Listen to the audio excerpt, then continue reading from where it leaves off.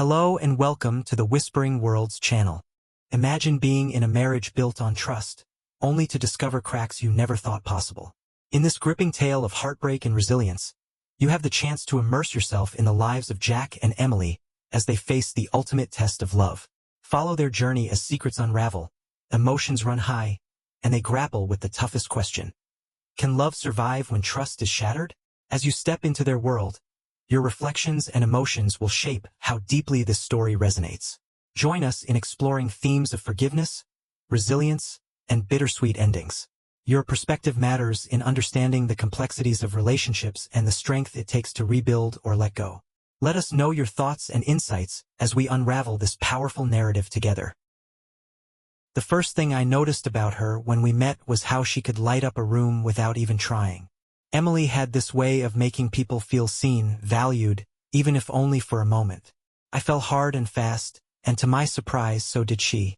When we got married, I thought we were building a life together that would withstand anything. But 10 years is a long time, long enough for the cracks to start showing.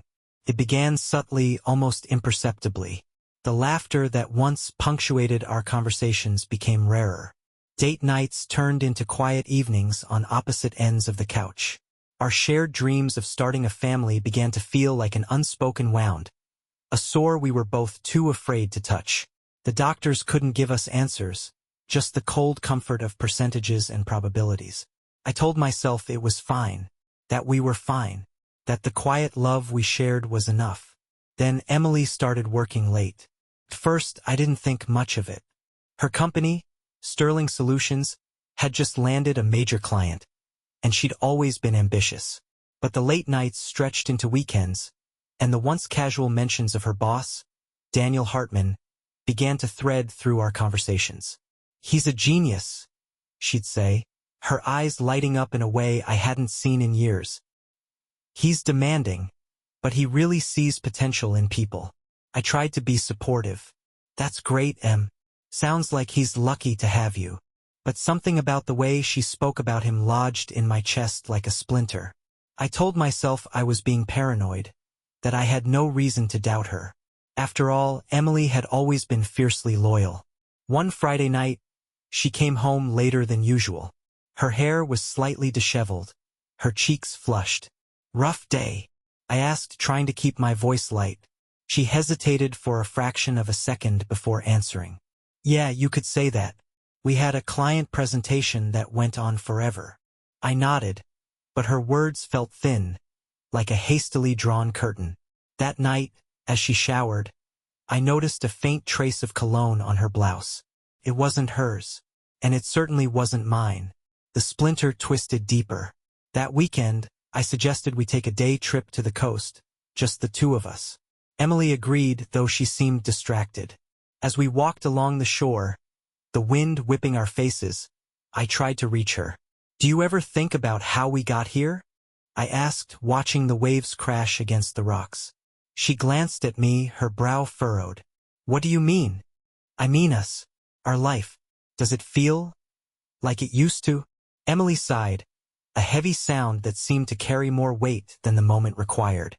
"Nothing stays the same, Jack. That doesn't mean it's bad." I wanted to press her, to ask why it felt like we were drifting apart, but the words lodged in my throat. Instead, I reached for her hand. She let me take it, but her grip felt loose, absent. Monday morning came, and Emily was out the door before I even had a chance to kiss her goodbye. I tried to focus on my own work, the pile of architectural plans waiting for my review, but my mind kept circling back to her, to us, to the faint cologne on her blouse. That evening, she called to say she'd be working late again. I hung up and stared at the empty dinner table, the food I'd cooked growing cold. Weeks turned into months, and the distance between us grew.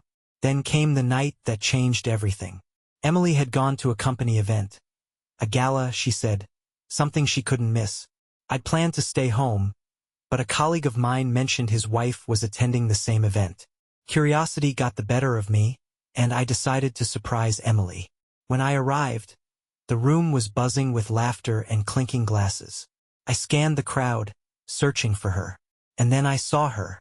She was standing near the bar, a glass of champagne in hand, talking to a man I recognized from photos as Daniel Hartman. They were close, too close. Her head tilted back in laughter, his hand brushing her arm. The way she looked at him, it was a look I hadn't seen in years. I felt like the floor had dropped out from under me. My first instinct was to confront her, but something stopped me. Instead, I left, my heart pounding in my chest. That night, Emily came home, her face flushed, her excuses rehearsed. "The gala went long," she said, avoiding my eyes. "I'm exhausted." I nodded, forcing a smile. "I'm glad you had a good time." But inside, I knew the truth. Or at least I was starting to piece it together. The cracks in our foundation weren't just wear and tear from a decade of marriage. They were fissures, deep and jagged, threatening to bring everything crashing down. And I wasn't sure we could survive the fall. The tension in our home became unbearable after that night. Emily's late hours at work continued, and her phone was suddenly glued to her hand. It didn't help that every time I tried to ask about her day, her answers seemed clipped, as though she couldn't wait to end the conversation. For weeks, I lived in a haze of suspicion and denial, unwilling to confront her, but unable to ignore the growing unease that gnawed at me. Then came the day that changed everything. It was a Saturday morning, unusually bright for November. Emily was sitting at the kitchen table, sipping coffee and scrolling through her phone. She'd taken to avoiding me lately, using the pretense of busyness to excuse her aloofness. But this time I was done waiting. "Emily, we need to talk," I said, setting my mug down harder than I intended. She looked up, startled, her phone screen reflecting in her eyes. "What's wrong?" "That's what I've been trying to figure out," I replied, sitting across from her. "You've been distant for months. You're always working late, and when you are home, it feels like you're somewhere else. Are you?" I hesitated, the words thick in my throat. "Are you seeing someone else?" Her face paled, and for a moment I thought she might deny it. But then she sighed, a long, heavy exhale that seemed to carry the weight of years. "Jack," she began, her voice trembling. I never wanted to hurt you." My stomach sank. "So it's true. It wasn't planned," she said quickly, tears welling in her eyes. "Daniel and it just happened. I didn't mean for it to go this far." Daniel. The name hit me like a punch to the gut. "How long?" I asked, my voice colder than I'd ever heard it. She hesitated, her hands trembling as she set her phone down. "A few months. A few months," I repeated, struggling to keep my voice steady. "So, every time you told me you were working late, every gala, every business trip, it was with him?" Emily nodded, a tear slipping down her cheek. "I never wanted it to mean anything, Jack. But it just did." I stood up, unable to sit still. The walls of our kitchen seemed to close in on me, the air suddenly too thick to breathe. "Do you love him?" "No," she said quickly, but then paused. "I don't know. I'm so confused." "Confused?" I repeated, laughing bitterly. "You're confused? Do you have any idea what you've done to us?" She sobbed, burying her face in her hands. For a moment, I felt a flicker of pity, but it was quickly swallowed by anger. I wanted to scream, to throw something, but instead, I clenched my fists and turned away. "Why didn't you just tell me?" I asked, my voice shaking. "If you were unhappy, if you wanted something else, why didn't you just say so?" "Because I didn't want to lose you," she cried. "I still love you, Jack. I do. I made a mistake. A terrible mistake." I turned back to her, the anger bubbling just beneath the surface. "A mistake is forgetting an anniversary. Sleeping with someone else is a choice." Emily flinched, her sobs quieting to shaky breaths. "I'll end it," she said finally. "I'll tell Daniel it's over. I'll do whatever it takes to fix this." But her words felt hollow. The damage was done and we both knew it. That night, I slept on the couch. Or rather, I lay on the couch, staring at the ceiling, replaying our conversation over and over in my mind. Emily's confession had shattered something deep inside me. The trust we'd spent years building was gone, replaced by a chasm I couldn't see a way to cross. I wanted to believe her when she said she'd end it. I wanted to believe that we could find a way back to each other. But as the hours ticked by, I realized that even if she did end things with Daniel, the memory of her betrayal would linger, a shadow over everything we'd built. By the time dawn broke, I knew one thing for certain. Our marriage would never be the same. The weeks following Emily's confession were a blur. Every conversation between us felt loaded, as though we were tiptoeing through a minefield, trying to avoid the inevitable explosion. I told myself I was giving her a chance to fix things, but deep down I was beginning to question everything, especially myself. One evening, about 3 weeks after that terrible Saturday morning, I came home to find Emily cooking dinner. It was an unusual sight. She hadn't cooked for weeks, maybe months. The smell of rosemary and garlic wafted through the house, mingling with the soft hum of the radio. "You're cooking," I said, setting my bag down. My tone was more accusatory than I intended. Emily glanced up, her smile tentative. "I thought it'd be nice, like old times." I nodded, forcing a smile of my own. "Smells good." We ate in near silence, the clink of silverware on porcelain filling the void where our conversation used to be. I wanted to ask if she'd ended things with Daniel, but the words wouldn't come. Part of me didn't want to know the answer. The doubts started to fester, growing like weeds in the cracks of my mind. I found myself scrutinizing everything she did. If her phone buzzed, I wondered who it was. If she laughed at a text, I imagined it was him. At night, I'd lie awake, replaying our life together, searching for signs I'd missed. One Friday night, I decided I couldn't take it anymore. Emily was upstairs, taking a shower, and her phone was sitting on the kitchen counter. My heart pounded as I stared at it, the screen dark and silent. "Don't do it," I told myself. "You'll regret it." But the urge was too strong. I picked up the phone and unlocked it. The password hadn't changed. My hands trembled as I scrolled through her messages. Most were innocuous. Texts from friends, reminders about work meetings. Then I saw his name, Daniel Hartman. My breath hitched as I opened the thread. Their conversation was brief, but it was enough to send a cold wave of dread crashing over me. "Daniel, can't stop thinking about you." "Emily, I told you we can't do this anymore." "Daniel, but do you mean it?" "Emily, I have to. Please don't text me again." The message was from 3 days ago. My stomach churned as I read it again, trying to parse her tone. Was she truly ending it?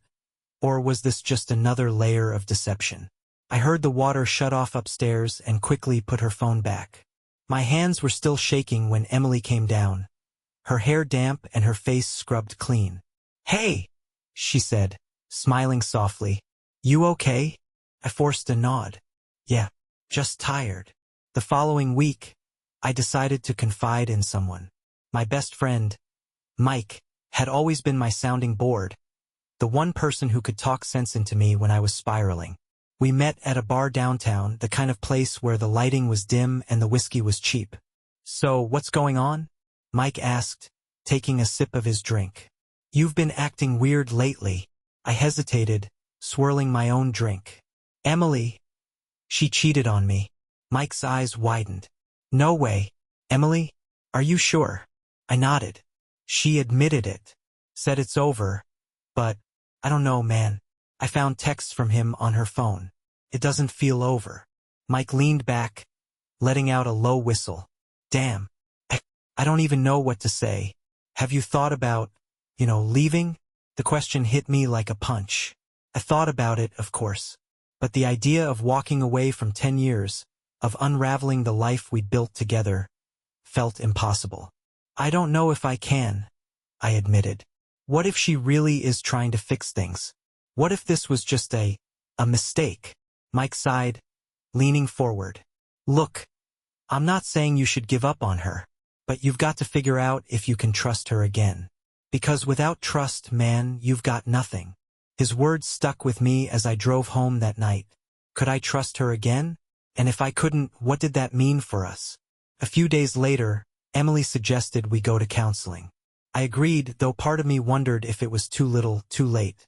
Our first session was awkward, both of us fumbling to articulate the pain and anger that had consumed us. The therapist, a kind-looking woman named Dr. Lewis, listened patiently, her pen scratching across a notepad.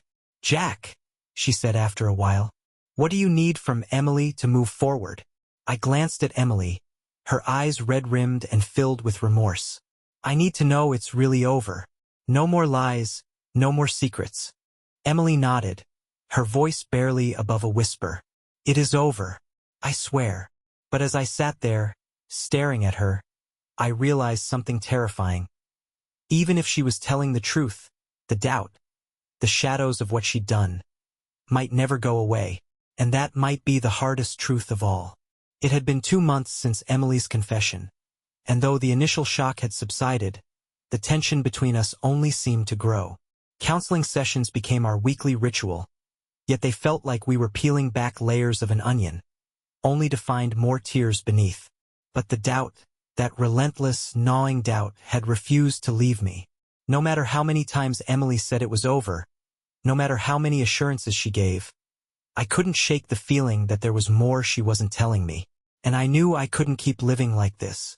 So, one Friday evening, I decided it was time to confront Daniel Hartman directly. Sterling Solutions' office building loomed before me, all sleek glass and steel. I'd called earlier, pretending to be an old client, and managed to find out that Daniel often worked late on Fridays. My plan wasn't fully formed, but I knew one thing. I needed answers. As I stepped into the lobby, the receptionist glanced up from her desk. "Can I help you?" "I'm here to see Daniel Hartman," I said, trying to sound confident. "I won't take much of his time." She hesitated, her eyes narrowing slightly. "Do you have an appointment?" "No, but it's important. Just tell him Jack Whitaker is here." Something in my tone must have convinced her, because she picked up the phone and murmured something. A moment later, she nodded toward the elevator. "He's on the top floor. You can take the elevator up." I thanked her and stepped into the elevator, my heart pounding. As the floors ticked by, I rehearsed what I wanted to say, though the words felt slippery, impossible to pin down. By the time I reached his office, my palms were slick with sweat. Daniel was sitting at his desk, his tie loosened and a glass of whiskey in hand. He looked up as I entered, his expression shifting from curiosity to something sharper. "Jack Whitaker," he said, leaning back in his chair. "To what do I owe the pleasure?" I closed the door behind me and crossed the room, my gaze fixed on his. "You know why I'm here." Daniel's lips curved into a slight smile. "Do I?" "Don't play games with me," I snapped. "Emily told me everything. She said it's over, but I need to hear it from you." He studied me for a long moment, his expression unreadable. Then he set down his glass and stood, his posture relaxed but his eyes sharp. "Fine," he said. "Yes, it's over. She ended it weeks ago. But let me ask you something, Jack. Do you really think that's the end of it?" My jaw tightened. "What's that supposed to mean?" Daniel chuckled, shaking his head. "Emily's a remarkable woman. Ambitious, intelligent, passionate. Do you really think she's going to be satisfied going back to—" He gestured vaguely. "Whatever it is you two have?" I felt a surge of anger rise in my chest. "You don't know anything about our marriage." "Don't I?" he countered, his tone maddeningly calm. "I know enough to see the cracks. She didn't come to me because she was bored, Jack. She came to me because something was missing." His words hit me like a slap. I wanted to argue, to defend myself, but a part of me wondered if he was right. Had I failed Emily in some way? Had I driven her to this? "You're wrong," I said finally, my voice shaking. "She made a mistake, and she's trying to fix it. We're working through it." Daniel smirked, a look of pity crossing his face. "If that's what you want to believe, then by all means, keep telling yourself that. But let me give you a piece of advice. Don't waste your life chasing something that's already gone." I stared at him, my fists clenched at my sides. Then, without another word, I turned and walked out of his office. The elevator ride down felt endless, the air heavy with the weight of his words. By the time I reached the lobby, My anger had given way to something colder, something harder. When I got home that night, Emily was waiting for me in the living room. She looked up as I entered, her face filled with concern. "Where were you?" she asked. I was worried. I set my keys down on the table and met her gaze. "I went to see him." Her eyes widened, and she stood, her hands trembling. "Jack, why would you do that?" "Because I needed to know the truth," I said, my voice steady. "I needed to hear it from him." Emily's face crumpled, and she took a step toward me. "And? What did he say?" "He said it's over," I replied. "But he also said something else. He said you'll never be satisfied with me, that you'll always be looking for something I can't give you." Tears spilled down her cheeks as she shook her head. "That's not true, Jack. I made a mistake. But I love you. I want us to work." I wanted to believe her. God, I wanted to believe her. But as I looked at her, the woman I'd loved for so many years, all I could see were the shadows of doubt, the echoes of Daniel's words. "I don't know if I can do this," I said quietly. "I don't know if I can ever trust you again." Her sobs filled the silence as I turned and walked upstairs, leaving her alone in the living room. That night, as I lay in bed, staring at the ceiling, I realized that no matter how much I wanted to save our marriage, some wounds might never heal. The days that followed felt like walking through a storm that refused to break. The house was eerily quiet, filled with an oppressive tension that neither Emily nor I dared to confront directly. We spoke in clipped sentences, avoided eye contact, and retreated to our separate corners of the world. It was as if the life we had built together had collapsed, leaving us stranded among the wreckage. At work, I buried myself in projects, taking on every assignment that came my way. My colleagues must have sensed something was wrong, but they were wise enough not to ask. Even Mike, who had been my sounding board just weeks ago, gave me space. The only reprieve I found was in the relentless grind of deadlines and blueprints, where I could lose myself and, for a while, forget about the mess waiting for me at home. Emily, for her part, seemed determined to make amends. She started coming home earlier, cooking dinners we barely touched, and suggesting we go out for walks or watch movies together.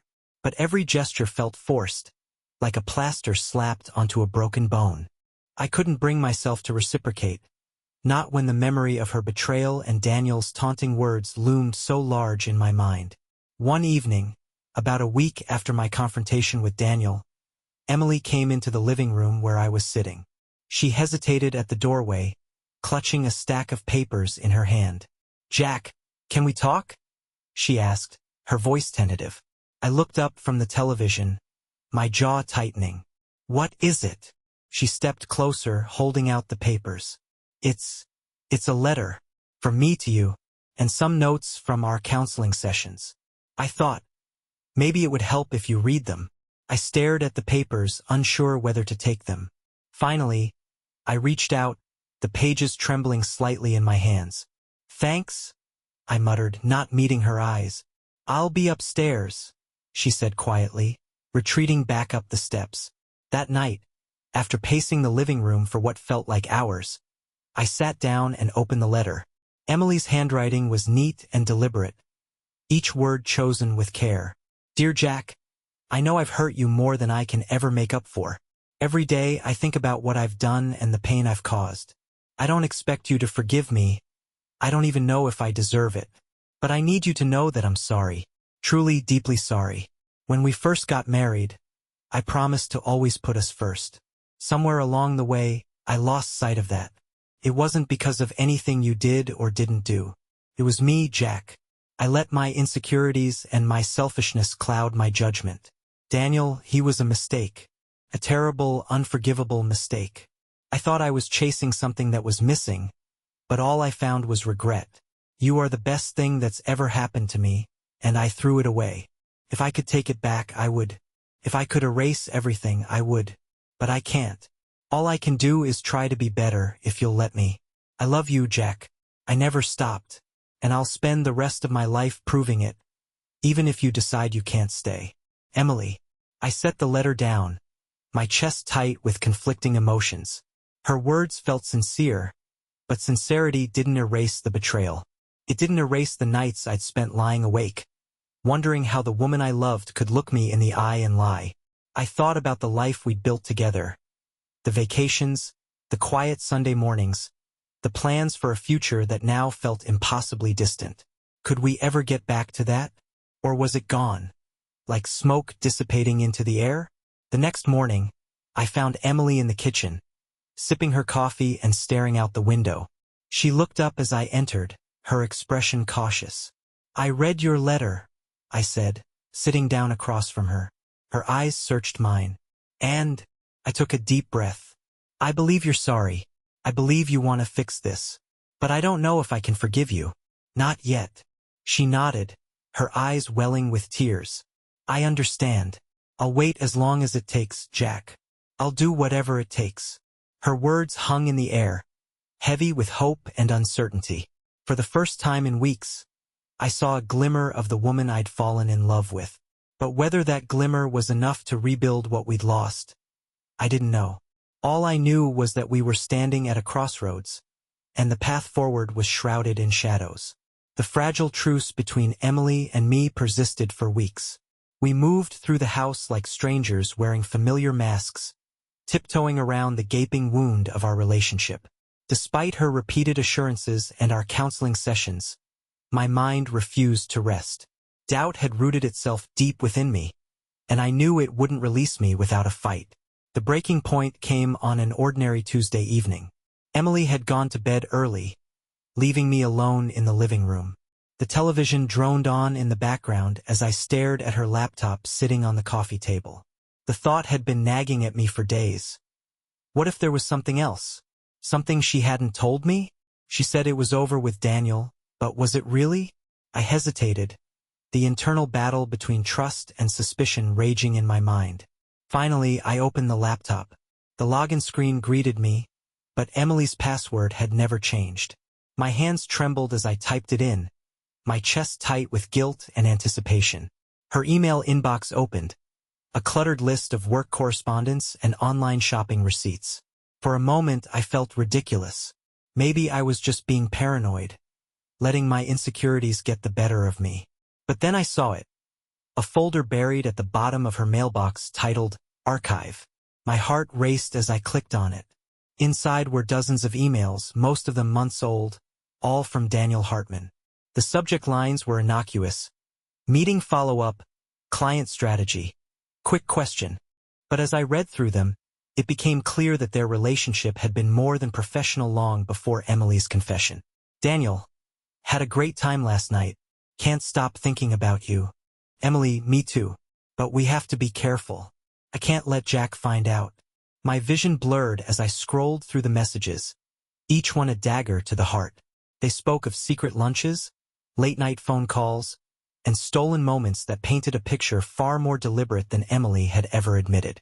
One email stood out, dated a week after her supposed breakup with Daniel. "Daniel, I don't understand why you're ending this. We're good together, Em. You know we are. Emily, I can't keep lying to Jack.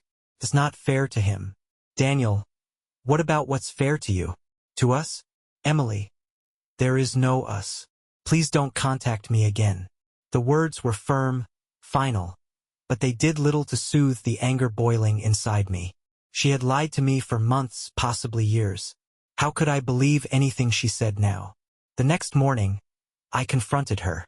She was standing at the kitchen counter, pouring herself a cup of coffee, when I set the laptop down in front of her. "Care to explain this?" I asked, my voice colder than I'd intended. Emily froze, her hand hovering over the coffee pot. She glanced at the screen, and the color drained from her face. "Jack, don't," I said sharply. "Don't lie to me again. I read everything. You told me it was over, but it wasn't. How long has this been going on?" She set the coffee pot down and turned to face me, her eyes glistening with tears. "It started last year. It was stupid and selfish, and How long?" I demanded, cutting her off. 8 months, she admitted, her voice barely above a whisper. "But it's over, Jack. I swear to you it's over." I laughed bitterly, running a hand through my hair. You've been lying to me for 8 months, Emily. And you expect me to just take your word for it now? I didn't know how to stop, she said, her voice breaking. I was scared. I didn't want to lose you, but I didn't know how to fix what I'd done. So you just kept digging the hole deeper? I snapped. Do you have any idea what you've done to me? To us? Emily sobbed, covering her face with her hands. I'm sorry, Jack. I'm so sorry. But her apologies felt hollow. The trust between us was shattered, and I wasn't sure it could ever be repaired. That night, I packed a bag and left. I didn't know where I was going or what I was going to do, but I knew I couldn't stay.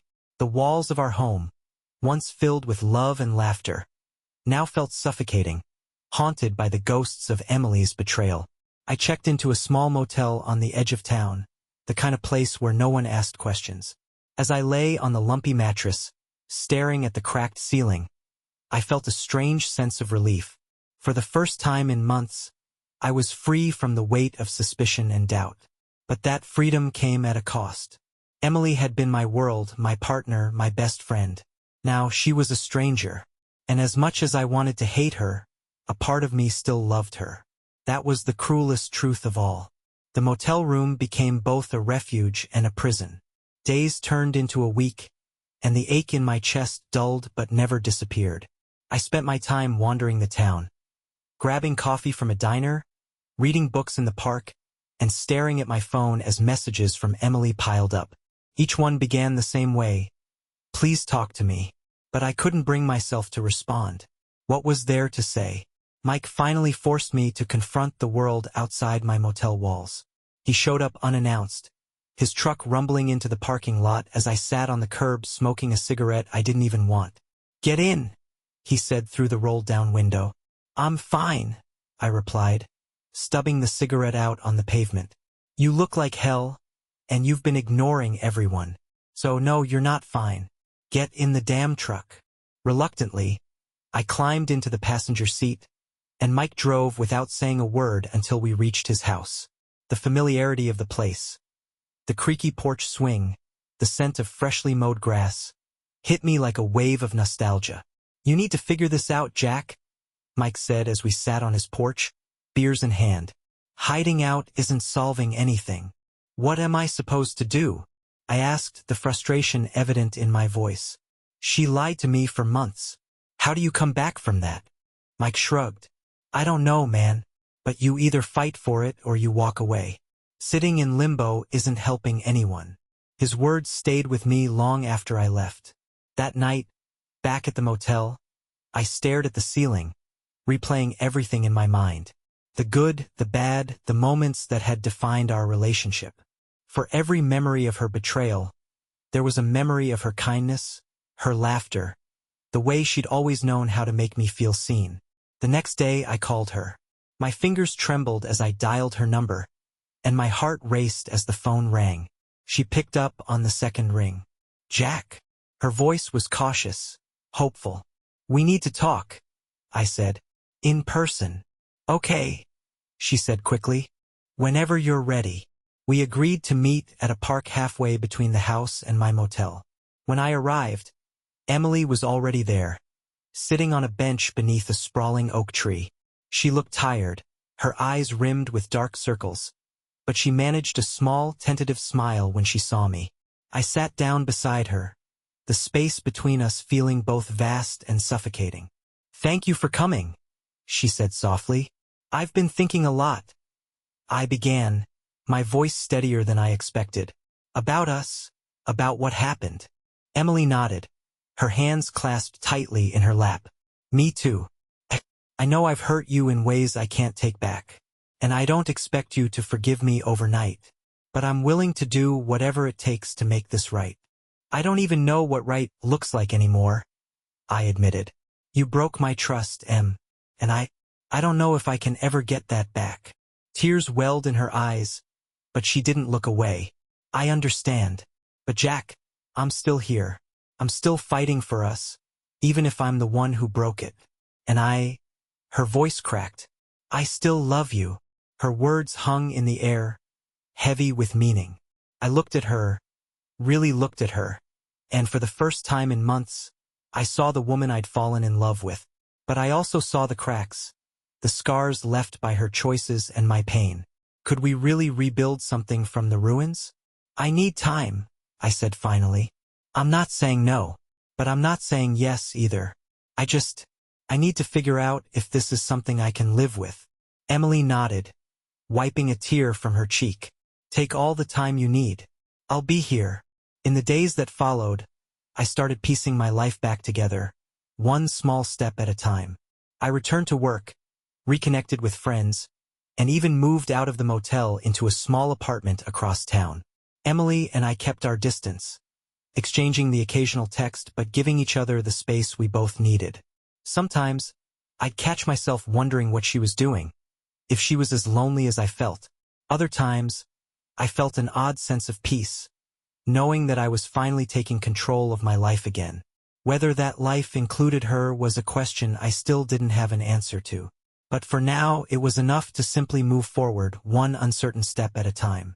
The weeks that followed were a test of patience and introspection. I spent countless hours reflecting on what had gone wrong, both in my marriage and within myself. Some days, I felt an overwhelming urge to call Emily, to tell her I wanted to try again. Other days, the weight of her betrayal would crush any thought of reconciliation. One afternoon, as I sorted through the moving boxes in my apartment, I found an old photo album tucked away at the bottom of a box. The leather cover was worn, the edges frayed from years of use. Inside were snapshots of our life together, vacations, birthdays, quiet evenings at home. The pictures told a story of happiness and connection, a stark contrast to the fractured relationship we now faced. I lingered on one photo in particular. It was from our trip to the Grand Canyon 3 years ago. Emily had her arm around my shoulder, her face lit with a genuine smile. We'd hiked for hours that day, laughing and teasing each other, our only worry being whether we'd catch the sunset in time. I stared at her smile, wondering if it was possible to find that version of us again, or had too much damage been done. The following week, I received a text from Emily. Would you be willing to meet, just to talk? I stared at the message for a long time, my thumb hovering over the keyboard. Finally, I typed back a simple response. Okay, Saturday. We agreed to meet at a coffee shop we used to frequent, a cozy spot with mismatched furniture and the scent of freshly ground beans lingering in the air. When I arrived, Emily was already there, sitting at a corner table with her hands wrapped around a steaming mug. She looked up as I approached, her expression a mix of hope and nervousness. "Hi," she said softly. "Hi," I replied, sitting across from her. For a moment, neither of us spoke. The silence stretched between us, filled with unspoken words and unresolved feelings. Finally, Emily broke it. "Thank you for coming," she said. "I know this hasn't been easy for you." "It hasn't been easy for either of us," I said, my voice steady but guarded. "Why did you want to meet?" She took a deep breath, her fingers tracing the edge of her mug. I've been doing a lot of thinking. About us, about what I did. And I realized that I've been holding on to hope that you'll forgive me. But I also know that might not happen. And if it doesn't, I want you to know I'll accept it. I need you to know how sorry I am. Not for myself, but for you. For what I've put you through." Her words caught me off guard. There was no desperation in her tone, no plea for reconciliation, just honesty and remorse. For the first time, I saw the depth of her regret, and it stirred something in me that I couldn't quite name. "I've been thinking too," I admitted, "about whether I can forgive you. And to be honest, I don't know. I want to, but I'm not sure if I can." Emily nodded, her eyes glistening. "I understand. Truly, I do." We talked for hours that day, peeling back layers of pain and guilt, examining every facet of our broken relationship. It wasn't easy, and there were moments when the conversation became raw and emotional. But by the time we left the coffee shop, I felt a strange sense of clarity. A week later, I found myself standing in front of Emily's house. The decision to come here had been agonizing, but as I rang the doorbell, I knew it was the right one. Emily opened the door, her eyes widening in surprise. "Jack," she said, her voice trembling. "What are you?" "I need to talk to you," I said, stepping inside. She closed the door behind me, and we stood in the entryway, the tension thick between us. "I've made a decision," I said, meeting her gaze. "I don't know if we can ever go back to the way things were, but I'm willing to try. If you're still willing to fight for us, then so am I." Emily's breath caught, and tears spilled down her cheeks. "Yes," she whispered. "Yes, I'm willing." We stood there, the weight of our decision settling over us. It wouldn't be easy. The road ahead would be long and filled with challenges. But for the first time in months, I felt a glimmer of hope. We were at a crossroads, and for now we were choosing the same path. The days after our decision felt fragile, like walking on a frozen lake where each step could bring us closer to solid ground or plunge us into icy depths. Emily and I were both cautious, treading carefully around each other as we tried to navigate this unfamiliar terrain.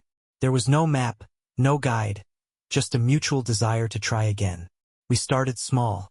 Dinner at home became a nightly ritual, something we hadn't prioritized in years. Emily cooked most nights, and I found myself helping in the kitchen, chopping vegetables or setting the table. The silence that had once hung heavy between us was replaced by tentative conversations, small fragments of the connection we were trying to rebuild. "I forgot how good you are at this," I said one evening, watching her effortlessly toss a pan of sizzling vegetables. She glanced over her shoulder, a small smile playing on her lips. "You mean cooking? Or multitasking?" "Both," I replied, and for the first time in a long while, the warmth in her laugh didn't feel forced. Therapy also became a cornerstone of our new beginning. Dr. Lewis challenged us to confront the pain we'd buried and to articulate the fears we'd avoided.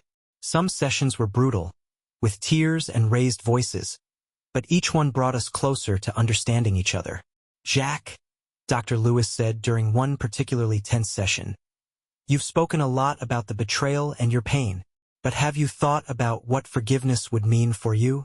Not for Emily, but for yourself." The question caught me off guard. Forgiveness had always seemed like something I would give to Emily. A gift, a gesture of grace. But in that moment, I realized it was something I needed to give myself as well. Holding onto the anger and mistrust had been a shield, but it had also become a prison. "I think," I said slowly, "forgiveness would mean letting go of the need to punish her, and maybe letting go of the guilt I feel for not seeing it sooner." Emily reached across the space between us and took my hand. Her grip was firm, steady. "I don't deserve your forgiveness," she said softly, "but I'm grateful that you're even willing to try." As the weeks turned into months, we began to rebuild not just our relationship but also our individual lives. Emily started volunteering at a local shelter, channeling her energy into something meaningful. I threw myself into work, taking on a project that reignited my passion for architecture. We also revisited the places that had once defined us. One weekend, we drove to the Grand Canyon, retracing the steps of that trip we'd taken years ago. Standing on the edge of the canyon, the sun setting in a blaze of orange and gold, we held hands and let the silence speak for us. "Do you think we'll ever feel like we used to?" Emily asked, her voice tinged with both hope and fear. I thought about it for a moment before answering. "I don't think we'll ever be the same, but maybe that's not a bad thing. Maybe we're building something new." She squeezed my hand, and for the first time, I felt the faint stirrings of peace. One night, as we sat on the couch watching a movie, Emily turned to me, her expression serious. "There's something I've been thinking about," she said. "What is it?" I asked, muting the television. "I think we should sell the house," she said. "It's full of memories, but not all of them are good. Maybe it's time for a fresh start, somewhere new." I considered her words, the weight of the house and everything it represented pressing down on me. She was right. Our home had become a monument to both our love and our pain, and staying there felt like clinging to a past we were trying to move beyond. "I think you're right," I said finally. "A fresh start sounds good." The decision to sell the house felt like closing a chapter. As we packed up our belongings, We laughed over old photos and shared quiet moments of reflection. It wasn't easy, letting go of the place that had been our sanctuary for so many years. But it also felt freeing, like shedding a skin that no longer fit. We found a smaller place across town, a cozy bungalow with a garden in the back. It wasn't as grand as our old house, but it felt right. A blank slate where we could start anew. The first night in our new home, as we sat on the floor eating takeout surrounded by unpacked boxes, Emily leaned her head against my shoulder. "Thank you," she said. "For what?" I asked, wrapping an arm around her. "For giving us another chance." I pressed a kiss to her forehead, the words coming easier than I expected. "Thank you for fighting for us." In that moment, I realized that while our journey was far from over, we were finally on the path toward healing. And for the first time in a long time, I felt something I hadn't thought possible: hope for the future. The following year unfolded like the steady rhythm of a tide, bringing moments of calm and waves of uncertainty. Emily and I continued to rebuild our relationship, piece by fragile piece. Some days were easier than others.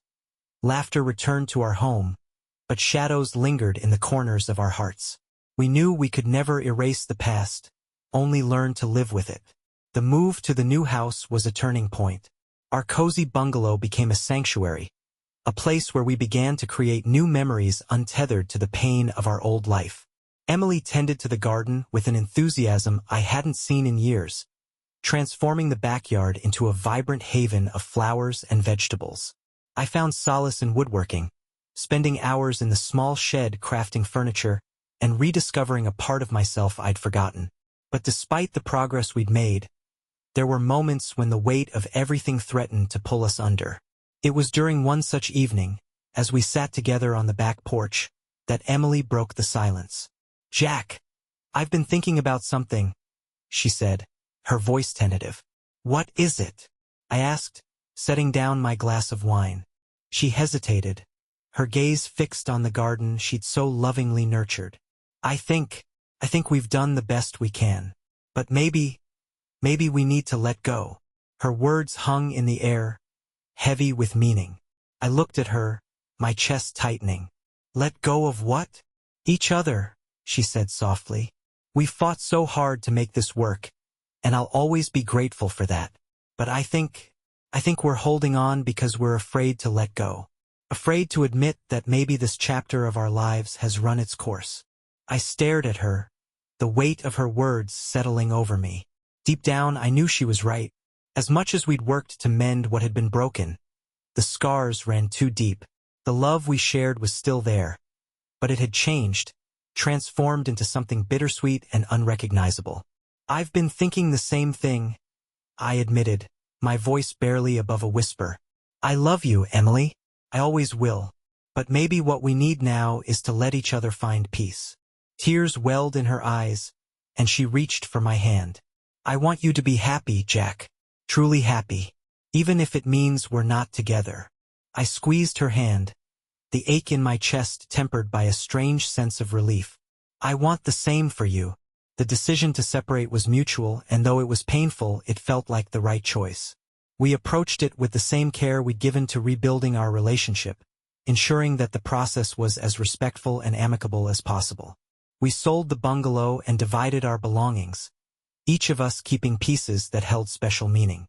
On our last day in the house, we stood together in the empty living room, the echoes of our laughter and tears lingering in the air.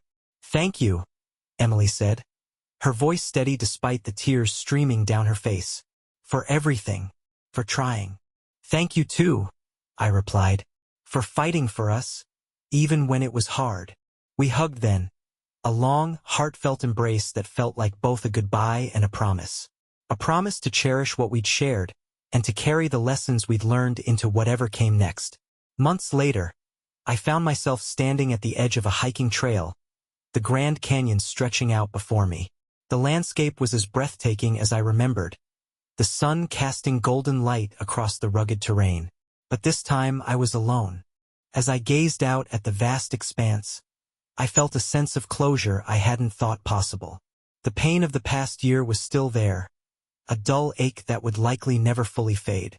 But alongside it was a newfound sense of hope, a belief that I could move forward and build a life that was both fulfilling and authentic. I took a deep breath, letting the crisp air fill my lungs. The path ahead was uncertain, but for the first time in a long while I wasn't afraid. I turned and began to walk, the future unfolding with every step. Dear listeners, please share your thoughts in the comments section below, and don't forget to like, share, and subscribe to the channel.